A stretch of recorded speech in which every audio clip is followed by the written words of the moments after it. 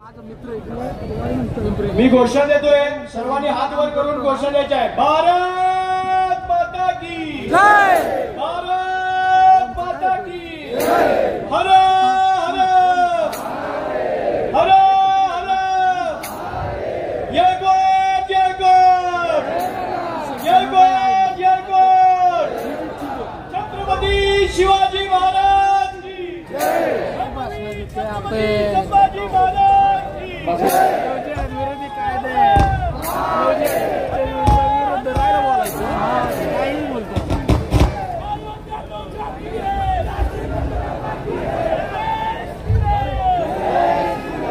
नवजी आदवर बोला, नवजी आदवर. एक पीडित बंधू, त्यांच्या साथीला लाखो हिंदू. आजचा हिंदू जनाक्रोश मोर्चा सांगली जिल्हा, सकल हिंदू समाज बांधव भगिनी सांगली जिल्हा, महिलांवरती होणारे सततचे अत्याचार, प्रेमाच्या जाळ्यात अडकवून तोडली जाणारी फाडली जाणारी आमची अब्रूची लटकन, यावरती आमचा कायदा बनवला गेला पाहिजे. कारण आज फक्त दोन ताईंचे चित्र आम्हाला इथं पाहायला मिळत आहेत, पण इथं समाजामध्ये हजारो शेकडो लाखो स्त्रियांवरती अत्याचार झाले. दरवेळेस आमचा समाज मोर्चा काढणार नाही, यासाठी सरकारनं कायदा केलाच पाहिजे. या मागणीसाठी आज आमचा हिंदू समाज या सगळ्या सकल हिंदू समाजाच्या वतीनं हिंदू जनाक्रोश मोर्चासाठी उपस्थित आहे. खरं तर सगळ्यात महत्वाचं या हिंदू जनाक्रोश मोर्चाचं उद्देश काय, तर ज्या दोन हिंदू स्त्रियांची प्रेमाच्या माध्यमातून हत्या झाली, त्यांना भावपूर्ण श्रद्धांजली अर्पण करणं आणि त्यांची प्रतिमा आमच्या मनामध्ये आहे तशी जिवंत आणि ज्वलंत ठेवणं. मग सगळ्यात पहिली आमची भगिनी पूनम क्षीरसागर ताई, अहो खोट्या नाट्या प्रेमाच्या माध्यमातून तिच्यावरती प्रेम केलं आणि त्या टॅक्सी ड्रायव्हर असणाऱ्या फैयाज नावाच्या आरोपीनं तिचं मारलं, तिची हत्या केली आणि कित्येक तरी दिवस तिला त्या गटारामध्ये तशीच लोळवत ठेवली. तिचा मृतदेह तसाच पडलेला आहे. त्याच्या पुढे जाऊन सांगायचं झालं तर आमची नेहाताई प्रेमाला नकार दिला म्हणून तिचे तुकडे रस्त्यावरती दिवसा ढवळ्या केल्या जात आहेत. मग याची जाणीव आम्ही कधी ठेवणार आहे. सगळ्यात पहिल्यांदा मोर्चाला सुरुवात करत असताना मोर्चाचा उद्देश आपण साध्य करूयात. ज्या दोन ताईंवरती अत्याचार झालेत, ज्यांची हत्या झाली आहे, त्यांना आपण सगळ्यांनी एकत्रित मिळून भावपूर्ण श्रद्धांजली अर्पण करूयात. कृपया सर्वांना विनंती आहे, 2 मिनिटं जागेवरून उठून उभं राहायचंय. बसताना घडी बिघडवायची नाहीये.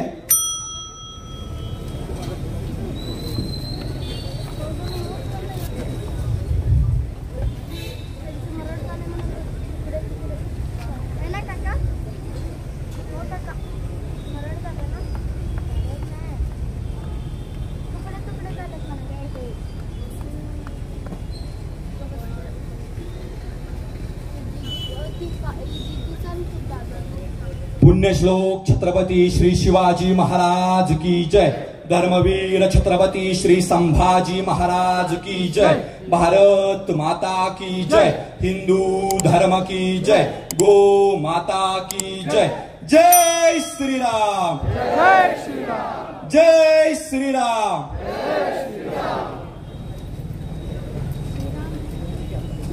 खऱ्या अर्थानं आजचा आपला सकल हिंदू समाजाचा हिंदू जनाक्रोश मोर्चा आणि या मोर्चाच्या उपस्थितीसाठी प्रामुख्यानं प्रमुख उपस्थिती म्हणून आपल्याला लाभलेले 2 महत्वाचे हिंदू योद्धे, आजचे आपले वक्ते, माता अहिल्यानगर मध्ये श्रीराम संघ राष्ट्रीय श्रीराम संघ श्रीरामपूर राष्ट्रीय अध्यक्ष, ज्यांनी माता अहिल्यानगर मध्ये हिंदुत्वाची पताका आपल्या खांद्यावरती अविरतपणे अजूनही आपल्या खांद्यावरती हिंदुत्वाची पताका घेऊन शेकडो आमच्या पीडित असणाऱ्या जिहाद्यांच्या गळ्यामध्ये गेलेल्या आमच्या हिंदू भगिनींना सोडवून आणण्याचं काम केलं.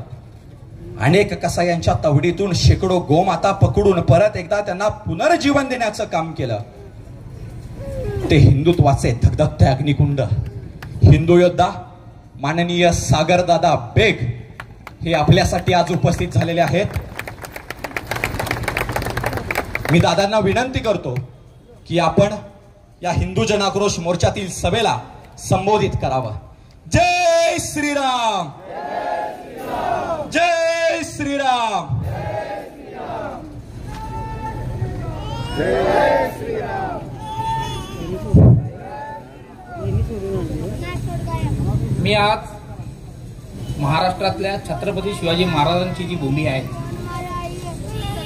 त्या महाराष्ट्रात आलो आहे आणि सांगली ही आपल्या भिडू गुरुजींची भूमी आहे. आमच्या अख्ख्या महाराष्ट्रामध्ये आणि आमच्या नगर जिल्ह्यामध्ये जिथं जिथं धारकरी आहेत तिथं एक शिस्त पाहायला भेटते आपल्याला. आपण सर्व इथं सांगलीतले आहोत. जर आपल्या सांगलीलाच अशी शिस्त नसेल तर कसं होणार. आपण सर्व इथलं जमलेले लोक आपली ताकद नीट दिसत नाहीये. आपण सर्वांनी मागे यावं अशी आपल्याला विनंती करतो मी.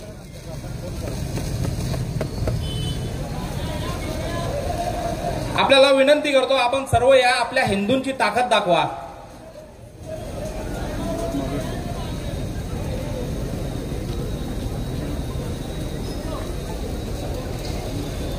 इकडचे पण असतील माझे बंधू बहिणी, आपण जरा इकडे आले तर बरं वाटन.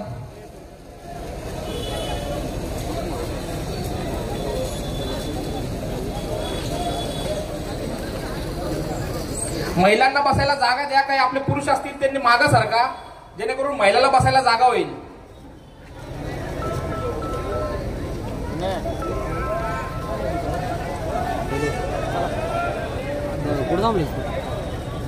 थोडं थोडं मागं सारखा.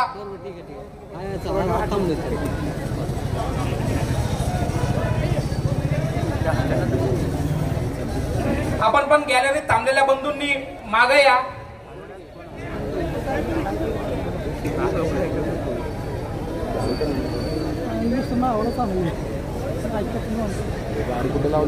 अहो आपल्याला कधीतरी आपल्या मुलींवर अत्याचार झालं तर एकत्र जमायची वेळ येते.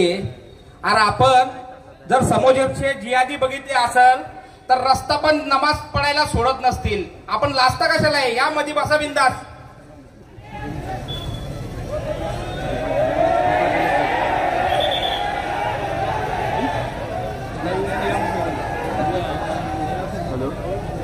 अरे वपोडच्या नावावर 10 लाख एकर जमीन आपली ताब्यात गेली.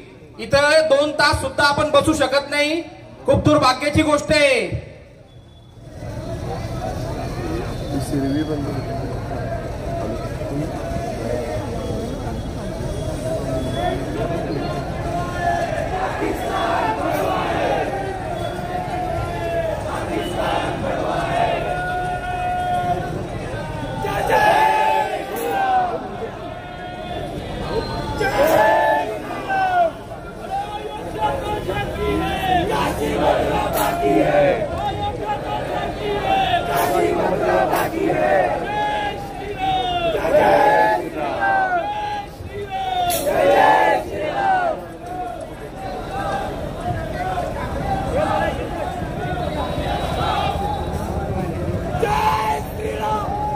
स्टेजच्या मागे काही आपले लोक थांबलेले आहेत, त्यांनी पण पुढे या. आपल्याला विनंती करतो.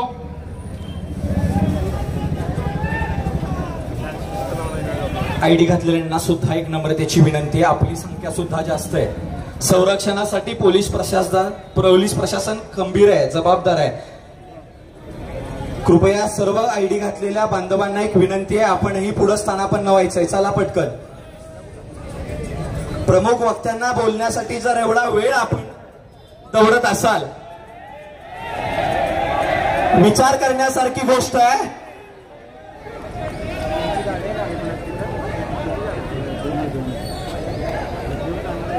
शेकडो किलोमीटरचा प्रवास करून वक्ते आपल्यासाठी इथं येत आहेत आणि आपण त्यांना वाट पाहायला लावतोय.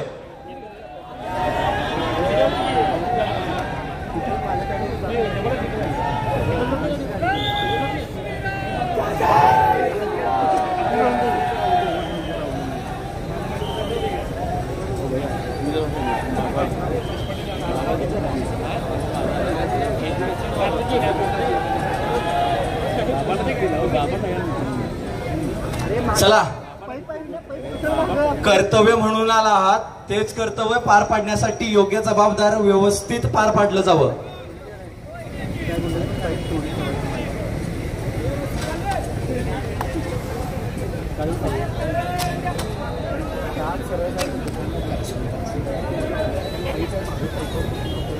सियावर रामचंद्र की जय श्री राम, जय श्री राम।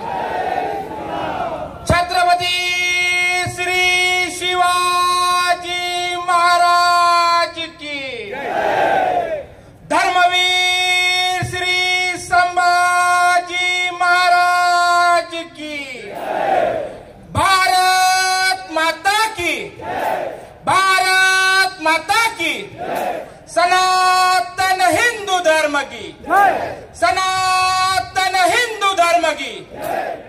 आज या ठिकाणी आपण सर्व जी आपल्या कर्नाटक मध्ये नेहाची हत्या झाली, मुंबईमध्ये पूनमची हत्या झाली, त्या निषेधार्थ आपण सर्व सांगलीकर इथं जमलात। मी आपला आभार मानणार नाही, हे आपलं कर्तव्य आहे। आपण इथं सर्व जमलो म्हणजे आपल्याला कुठंतरी छत्रपती शिवरायांचा वारसा चालवायची हिंमत आहे हे दिसतंय। आपण सर्वांनी जर मागच्या 3 वर्षात जर बघितलं असेल तर हे जे आपल्या मुलींची हत्या होत आहेत त्याचा रोज आकडा वाढतोय आणि या सर्व गोष्टीवर कुठेतरी आळा बसायला पाहिजे। यासाठी आपण आता हा तर मोर्चा रात्रीचा आहे, आपले जे आतापर्यंत पश्चिम महाराष्ट्रामध्ये मोर्चे झाले ते पूर्ण दिवसा झाले। एकूण 57 मोर्चे आपण फक्त लव जिहाद धर्मांतरावर कायदा करा म्हणून मोर्चे काढले। प्रत्येक मोर्चाची संख्या 40,000 50,000 प्लस असतील। त्याच्यात राजा भैयांनी अनेक मोर्चामध्ये राजा भैया होते, त्यांनी 10-15च्या वरती फक्त लव जिहादवर कायदा करा म्हणून आपल्या पश्चिम महाराष्ट्रामध्ये मोर्चे केले। आपल्या मागून युपी मध्ये सर्वप्रथम कायदा झाला लव जिहाद धर्मांतरावर, त्याच्यानंतर एमपी मध्ये झाला, कर्नाटक मध्ये झाला, पण त्या ठिकाणी कुठेही असे जन आक्रोश मोर्चे इतक्या ताकदीने निघले नव्हते, तरी सुद्धा तिचा कायदा झाला। आणि आपण रोज ही मागणी करतोय का तुम्ही धर्मांतर लव जिहादवर कायदे करा, ते कुठेतरी ते कायदे करत नाही, याच्यात प्रशासन कमी पडतीये आणि आपल्या मुलीचे कायम हत्या होत आहेत। आज जर आपण परिस्थिती बघितली असेल तर आपल्या महाराष्ट्रामध्ये एक कायदा आहे पोस्को अंतर्गत जो कायदा पास झालेला आहे त्या कायद्यात एक तरतूद आहे, जर एखाद्या लहान मुलीवर बलात्कार होत असेल, अत्याचार होत असेल, अन्याय होत असेल आणि त्याच्यात गुन्हा दाखल झाल्यानंतर आरोपीला अटक केली तर 6 महिन्याची आज शिक्षा द्यायची आहे। एवढ्या 3 वर्षामध्ये आपल्या अहिल्यानगरच्या श्रीरामपूरमध्ये पूर्ण जिल्ह्यामध्ये एकूण 57 मुली आपल्या गायब झाल्या होत्या आणि त्यातल्या पूर्णचे पूर्ण परत आले।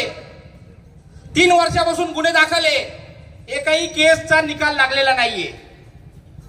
हे कुठेतरी आपण कमी पडतोय, आपण सरकारकडे भीक मागतोय कायदे करा। आता कायदे करायचं नाही, जर एखाद्या केसमध्ये एखादा लांडा जर आपल्या पोरीला अत्याचार करत असेल तर त्या लांड्याला पोलीस स्टेशनच्या आत जायच्या पहिले त्याला छत्रपती शिवाजी महाराजांच्या कायद्याने त्याचा चौरंग केला पाहिजे। म्हणजे भूमी छत्रपती शिवाजी महाराजांची आणि राज्य या लांड्यांचं। आज आपण जर 57 मुली फक्त माझ्या नगर जिल्ह्यामधले जात असेल, त्यांचा धर्मांतर होत असेल, अनेक मुलींना लव जिहाद मधून अडकून 18 मुलीला माझ्या श्रीरामपूर मधल्या वेश्या व्यवसायामध्ये विकलं, वेश्या व्यवसायामध्ये। त्याच्यातली एक मागासवर्गीय मुलगी होती, मुद्दामून जातीचं नाव घेतो, एक मागासवर्गीय समाजाची मुलगी होती, वय वर्ष होतं 13 फक्त। 2021 ची घटना आहे, 2021 ला गुन्हा दाखल झाला, त्याच्या मागे 3 वर्षापूर्वी 2019 मध्ये त्या मुलीचं वय 13 वर्ष होतं। मुलीची आई कचरा वेचायची, कचरा, परिस्थिती गरीब होती, कंप्लेंट काय करायचं काही माहित नाही। त्या मुलीला तिथल्या जिहाद्यांनी उचलून नेलं. जी ती वस्ती होती आमच्या इथं वार्ड नंबर 2 म्हणून वस्ती आहे, पूर्ण जिहाद्यांची वस्ती, त्या ठिकाणी त्याला उचलून नेलं. आणि एका टायमाला एका 13 वर्षाच्या मुलीवर 5-5 लोक बलात्कार करायचे. 5-5 लोक बलात्कार करायचे. 3-3, 4-4 दिवस त्या मुलीला जागचं हालता येत नव्हतं. एका दिवस तिला संधी भेटली, रक्ताने भिजलेले त्याचे गुप्त अंग ते भरलेल्या पोलीस स्टेशनला गेली का माझ्यावर बलात्कार होतोय, माझी तक्रार घ्या. पण समोरचा जिहादी मोठ्या प्रमाणात कतलखाने चालवायचा, 2 नंबरचे धंदे चालवायचा, म्हणून मोठ्या प्रमाणात तिथल्या प्रशासनाचा एक पीआय होता. म्हणजे सगळे पोलीस सारखे नाहीये. ती घाण एक अशी होती का तो हप्ते घ्यायचा आणि तिने 3 वर्षापर्यंत पोरीवर रोज अत्याचार चालायचा, त्याची तक्रार घेतली नाही. तक्रार घेतली नाही. त्याच्यानंतर ती मुलगी आमच्याकडे आली का माझ्यासोबत असं घडतंय. आम्ही 3 महिने 4 महिने तिचा फॉलोअप घेतला. पोलीस स्टेशनला जायचो, तक्रार दाखल करा, गुन्हा दाखल करा. गुन्हे दाखल होत नव्हते. राणे साहेबांना संपर्क केला. राणे साहेबांना सांगितलं का अशी अशी घटना घडतीये, पोलीस तक्रार घेत नाहीये. इथं जिहाद्यांची संख्या खूप आहे, खूप प्रशासनाबरोबर प्रेशर आहे. मग त्याच्यामध्ये आपण मोर्चा काढलाय. मोर्चा काढल्यानंतर तो गुन्हा दाखल झाला आणि संबंधित पोलीस अधिकाऱ्यावर कारवाई करून त्याला सस्पेंड केलं. सस्पेंड केल्यानंतर त्याच्या जागेवर एक अधिकारी आले. त्या अधिकाऱ्यांनी जेव्हा त्या जिहादीला ताब्यात घेतलं तर त्या मुलगी तर एकच होती कंप्लेंट करणारी. जेव्हा ताब्यात घेतलं तर त्याच्या ताब्यातून 18 मुली अशा त्यांनी वेश्या व्यवसायामध्ये असं त्यांचं बलात्कार करून सगळे विकून टाकले होते. म्हणजे महाराष्ट्रामधली अशी पहिली घटना असेल का ज्या पोस्को अंतर्गत बलात्कार मध्ये डबल मोका लागला. त्यावेळेस ज्यावेळेस त्या प्रशासनाच्या अधिकाऱ्यावर कारवाई झाली तर तो अधिवेशन मध्ये मुद्दा घातला आणि असं पहिल्यांदाच घडलं असं. तर ज्या वेळेस आपल्या नितेश राणे साहेबांनी तो मुद्दा अधिवेशन मध्ये घेतला का ही घटना इतकी गंभीर आहे, तर विरोधी पक्षामध्ये राष्ट्रवादी होती, त्या राष्ट्रवादीचे अजित पवार उठले आणि नितेश राणे साहेबांनी त्याला निलंबन करायची मागणी केली. तर अजित पवार उठून त्यावेळेस म्हणले का जर अशा आपल्या हिंदू पोरीवर अन्याय अत्याचार होत असेल आणि प्रशासन त्याच्यात त्यांना पाठीशी घालत असेल तर यांना कायमचं सस्पेंड करा, अर्ध्या पगारावर यांना ठेवू नका. म्हणजे विरोधी पक्ष सुद्धा त्यावेळेस या सर्व घटनांवर हिंदूंची बाजू मांडली आणि तशीच कारवाई झाली. तर त्या संबंधित पीआयची प्रमोशनची काय प्रमोशन बाकी होतं, होणारच होतं त्याचं, तर त्या एका घटनेमुळे प्रमोशन थांबलं. पण जेव्हा हा तपास चालू झाला तर अनेक कतलखान्यांमध्ये अनेक मुलींना जे विक्री झाले त्याच्यामध्ये त्या पण संबंधित अधिकाऱ्याचा हात निघाला. तर असं आपली एक विनंती राहते कायम का आपण असं म्हणत नाही का आपण सर्व प्रशासनमध्ये 90-95% सर्व आपले हिंदूच असतील तर त्यांनी पूर्णपणे हिंदूंची बाजू मांडायला पाहिजे असं आपली नाही म्हणणं नाही. पण जिथे जिथे आपल्या अशा मुलींवर अन्याय अत्याचार होत असेल तिथं आपल्या हिंदू समाजाला सहकार्य केले पाहिजे अशी आपण प्रशासनाला विनंती करतो. आणि ज्या ठिकाणी अशा कारवाया होत नाही, फक्त नगर जिल्ह्यामध्ये 8 लोक अशाच गोष्टींमध्ये निलंबन झाले. म्हणजे कुठंतरी आपण जागृत नाहीये म्हणून अशा घटना घडतात. जर आता आत्ताची जर परिस्थिती बघितली असेल, कर्नाटकमध्ये जी घटना झाली म्हणजे हिंदू मुलीला जर कुणी जिहाद्यांनी बलात्कार करायचा प्रयत्न करून मारत असेल तर कुठलाही सेक्युलर माणूस त्याची बाजूच मांडत नाही. म्हणजे ती काँग्रेसच्या नगरसेवकची मुलगी असून सुद्धा कर्नाटकमध्ये जशी त्याच्यावर कारवाई झाली पाहिजे तशी कारवाई होत नाहीये. जर अशी आपण कोणाशी अपेक्षा करत असेल तर एकच राज्य आहे आपला यूपी, जिथे योगी महाराज जर मुलीवर अत्याचार झाला तर त्याला जाग्यावरच उत्तर देऊन टाकतात. तसं इथं आपली प्रशासन कुठेतरी कमी पडतीये म्हणून यांचा माज वाढत चाललाय. याचं एक कारण पण आहे, आपल्या म्हणजे संविधान बनला कधी 1950 मध्ये, 1948 मध्येच एक तयारी सुरू झाली आपल्याला माहित नसेल. 1948ला धर्मांतर म्हणजे जे आपल्या भारतामध्ये धर्मांतर इनलिगल जे चालू होतं त्याला 1948 मध्ये परवानगी द्यायचं काम चालू झालं. म्हणजे 1948 मध्येच आर्टिकल 25 आपण कधी सर्च करा त्याच्या अंतर्गत धर्मांतर करणं हा कुठलाही गुन्हा नाहीये. पण धर्मांतर करणारा हा कोण पाहिजे? मुसलमान आणि ख्रिश्चन पाहिजे फक्त. ते धर्मांतर करू शकता, हिंदू कुणाचंही धर्मांतर करू शकत नाही, असा तो कायदा आहे. म्हणजे भारताला स्वातंत्र्य भेटलं त्याच्या पूर्वीच यांनी सगळ्या ज्यांनी तयारी होती आपल्या सर्वांना धर्मांतर करायचं, पूर्णपणे या देशाला ताब्यात घ्यायचं. पण ही भूमी ही छत्रपती शिवाजी महाराजांची ते विसरले होते. अनेक कायद्यांना भांडणारे आपल्या इथून महाराष्ट्रातून तयार झाले. जर आपण स्वतंत्रवीर सावरकर जर बघितले असेल, स्वतंत्रवीर सावरकरांना जेव्हा स्वातंत्र्याच्या पूर्वी जेव्हा अटक झाली, आज स्वतंत्रवीर सावरकर बद्दल अनेक लोक वाईट कमेंट करतात. पण जर स्वतंत्रवीर सावरकरांचा जर इतिहास आपण बघितला असेल, म्हणजे जेव्हा ते अंदमानाच्या जेलमध्ये होते, ज्या ठिकाणी ते क्रांतिकारकांच्या भूमिकेमध्ये गेले, त्यांचा समोर काय होते, आपला देश कसा स्वतंत्र करायचा आहे. पण जेव्हा ते अंदमानमध्ये जेलमध्ये गेले तर त्यांनी तिथं परिस्थिती पाहिली का आपल्या हिंदूंना मोठ्या प्रमाणात ख्रिश्चन आणि मुसलमान धर्मांतर करताय. म्हणजे ज्या जेलमध्ये आपण एकामेकाला 10 सेकंद सुद्धा एकामेकाच्या नजरेला बघू शकत नाही, जर बघितलं तर 7-7 दिवस आपल्याला शिक्षा कशी व्हायची. एक तर रात्री तुला झोपायचंय, एक तर रात्री इथं जागायचंय. म्हणजे झोपायचं म्हणजे कसं, खुटीला टांगायचे सावरकरांना, वीर सावरकरांना असं बेडी बांधून खुटीला टांगायचे. म्हणजे 7 दिवस त्यांनी खुटीवर असं टांगून राहायचं आणि रात्री एक झोपायचं. म्हणजे दिवसा काय करायचं, रात्री काय करायचं. त्या काळात सुद्धा त्यांनी पुस्तकं लिहिले, धर्मांतर थांबवलं. म्हणजे अशा स्वतंत्रवीर सावरकरांना म्हणजे त्यांना अनेक वेळा अशी शिक्षा झाली, पण ते कधी घाबरले नाही आणि आपल्या धर्मासाठी कायम लढत राहिले. अशा स्वतंत्रवीर सावरकरांना सुद्धा अनेक ठिकाणी टोल केलं जातं, हे पण कुठेतरी थांबलं पाहिजे. दुसरं, आपल्या भारतामध्ये जेव्हापासून स्वतंत्र मिळालं 1995 मध्ये, म्हणजे 54 मध्ये वक्फ बोर्डचा कायदा तयार झाला. मग त्या वक्फ बोर्डामध्ये हिंदूची मारण्यासाठी काहीतरी जागा उरलेली होती. मग 1995 मध्ये त्यांनी ती जागा भरून काढली. म्हणजे काय जागा भरून काढली, आज तुम्ही जिथं बसलेले, वक्फ बोर्डचा कायदा इतका खतरनाक आहे. आज तुम्ही इथं बसलेले, ही जागा गव्हर्नमेंटची आहे. जर वक्फ बोर्डने येऊन याच्यावर ताबा केला, त्यांनी सांगितलं की ही जमीन वक्फ बोर्डाची आहे, तर हे प्रशासनाचा जो रस्ता आहे ना, त्याला याचे डॉक्युमेंट द्यायचे वक्फ बोर्डात. तुम्हाला सुप्रीम कोर्टात सुद्धा जायचा अधिकार नाहीये. असा कायदा आपल्या भारतात आहे. एकूण 10 लाख एकर जमीन त्यांनी अशीच आपली ताब्यात घेतलेली आहे. म्हणजे तुमच्या जर घरावर त्यांनी जर ताबा घेतला, तुमच्या घरावर जर ताबा घेतला आणि तुम्हाला त्याच्यासाठी लढायला जायचंय, तर तुम्हाला कोर्टात जायचंय, वक्फ बोर्डात जायचंय. म्हणजे चोर तोच, पोलीस तोच, वकील तोच आणि जज तोच, म्हणजे वक्फ बोर्डात. आणि वक्फ बोर्डात गेल्यानंतर तुम्हाला काय वाटतं, तुमचा निकाल तुमच्याकडून लागन.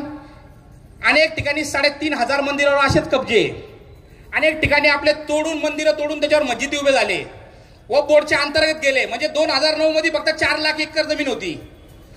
2009 मध्ये 4 लाख एकर होती. आज ती जमीन झाली 2024 मध्ये 10 लाख एकर.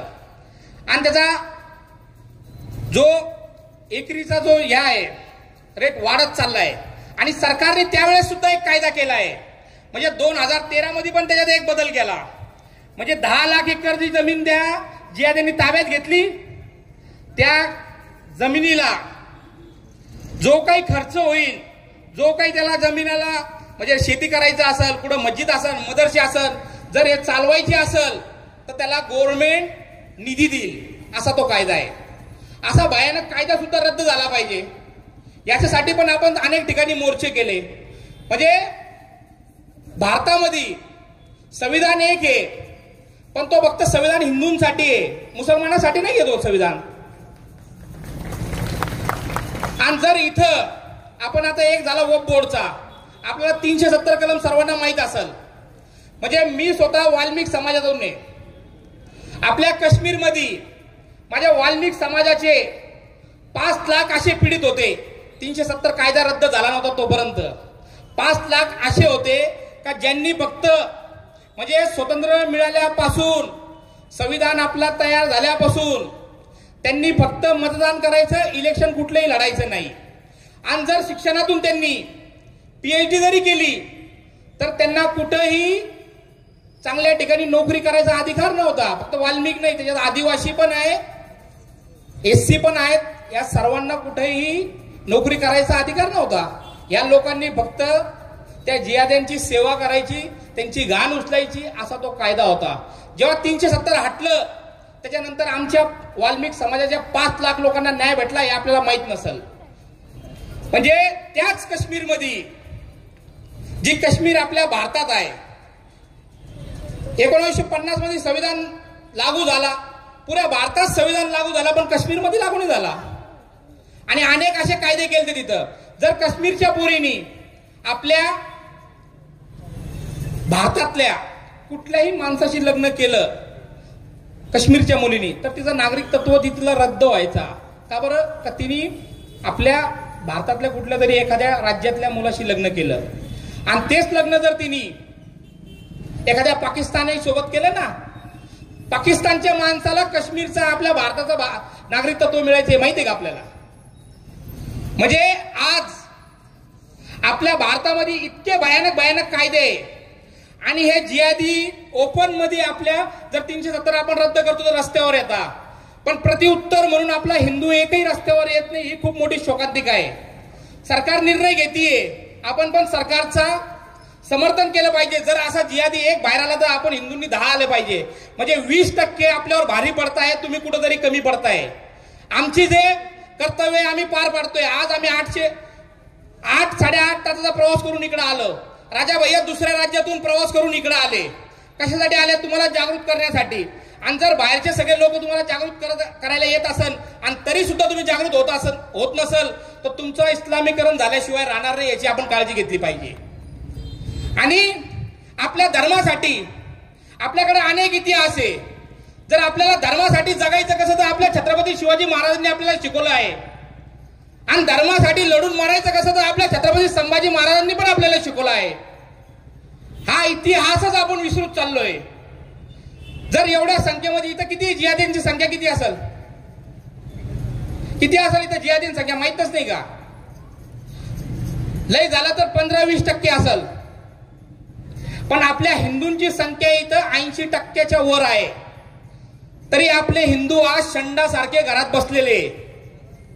जेव्हा स्वतःच्या मुलीवर येतं तेव्हा त्याला कळतं का काय लव जिहाद काय आहे, तेव्हा कळतं तिला. अनेक मुली आम्ही जेव्हा परत आणले इथं, आपल्या काही बहिणी पण इथं असतील, त्यांनी पण काळजी घेतली पाहिजे का अनेक ठिकाणी आपल्या मुलींना ट्रॅप कसा केला जातो. अनेक ठिकाणी आपल्या मुलींना ट्रॅप कसा केला जातो. ज्या मुली आता इथं आल्या त्या जागृत आहे. अशा जागृत मुलींची पहिलेच लिस्ट त्यांच्याकडे गेलेली राहते का या मुली जागृत आहे. मग कॉलेजमधून मुसलमान पुरी येतात, आपल्या लहान लहान पोरींशी मैत्री करतात, मैत्री करून मुसलमानांशी त्याची मुलांशी मैत्री करून देतात, आणि तिथून लव जिहादचा कारनामा त्यांचा चालू होऊन जातो. तिथून आपल्या मुली फसतात.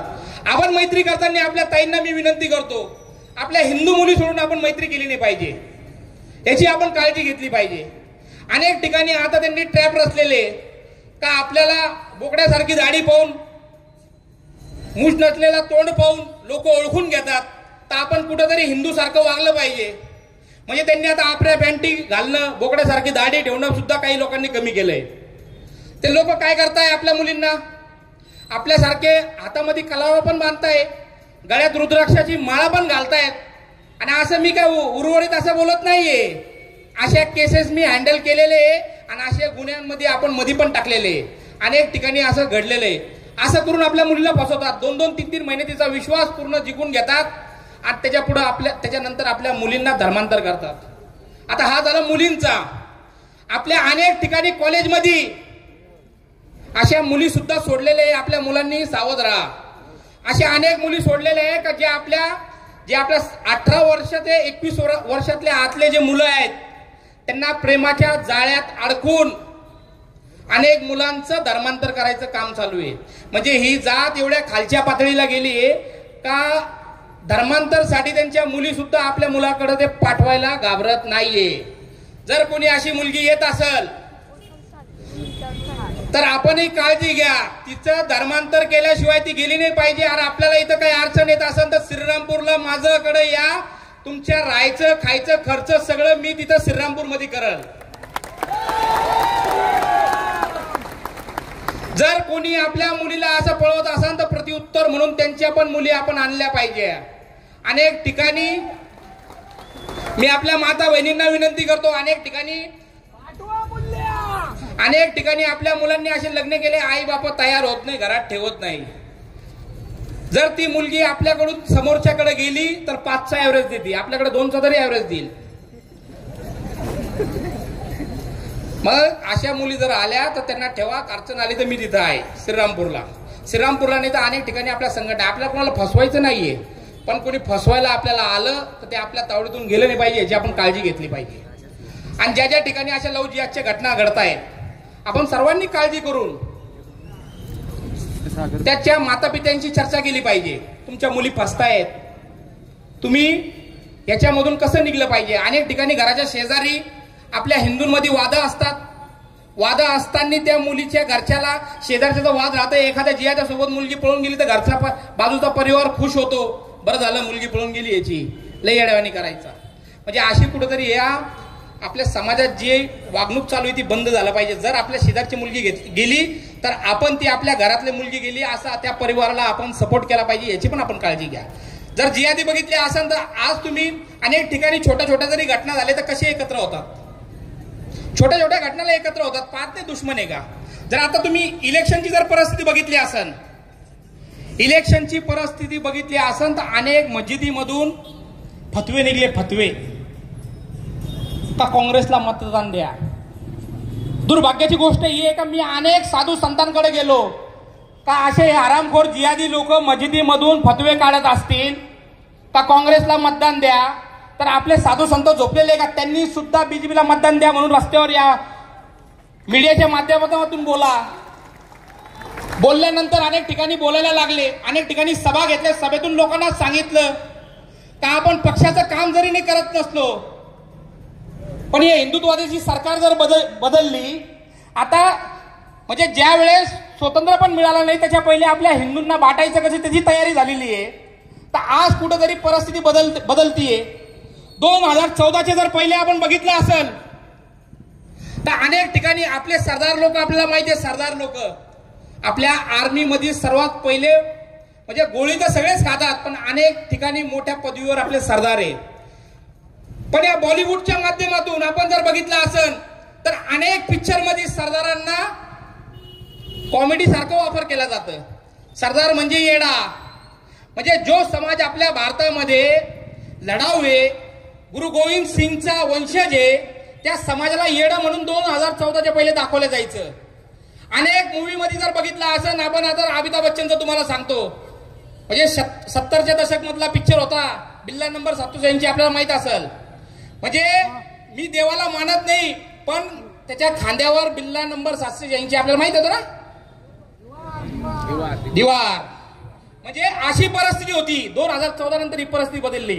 प्रत्येक ठिकाणी आपला हिंदू पोलीस कायम करप्शन करणारा आणि मुसलमान पोलीस जर पाहिलं तर इमानदार. कादर खानचे किती रोल पाहिले असेल तुम्ही, अनेक रोल जर बघितले असेल. मुसलमान पोलीस हा कायम इमानदार आणि हिंदू पोलीस हा कायम करप्शन मध्ये अडकलेला. अनेक पोरींवर जर अत्याचार झाला त्याच्यात मदत करणारा, अनेक ड्रग्स मध्ये मदत करणारा आपल्या हिंदू पोलिसांची अशी छबी तयार केलेली होती. आणि 2014च्या नंतर जेव्हा पाहिलं तर लोक ते पिक्चर पाहून त्यांना खरं पण वाटायला लागलं होतं. जे प्रशासनाची आपल्या मनामध्ये थोडीफार काही हे आहे, इज्जत आहे, ती पण कमी करायचं काम चालू होतं. तर आपण सर्वांनी प्रशासनाची पण इज्जत केली पाहिजे. आपण सर्वांनी असे कुठे घडत असतील तर आपण सर्वांनी प्रशासनाला भेटून विनंती करून ते गुन्हे दाखल केले पाहिजे. आणि मला सांगलीमध्ये बोलवल्याबद्दल मी सर्वांचा आभार मानतो. आपण सर्वांनी जागृत व्हा अशी विनंती करतो. आणि सियावर रामचंद्र की, काशी मथुरा अयोध्या, काशी मथुरा अयोध्या तो झाकी है, काशी अयोध्या मथुरा तो झाकी है. अरे लांडो, हिंदू राष्ट्र भी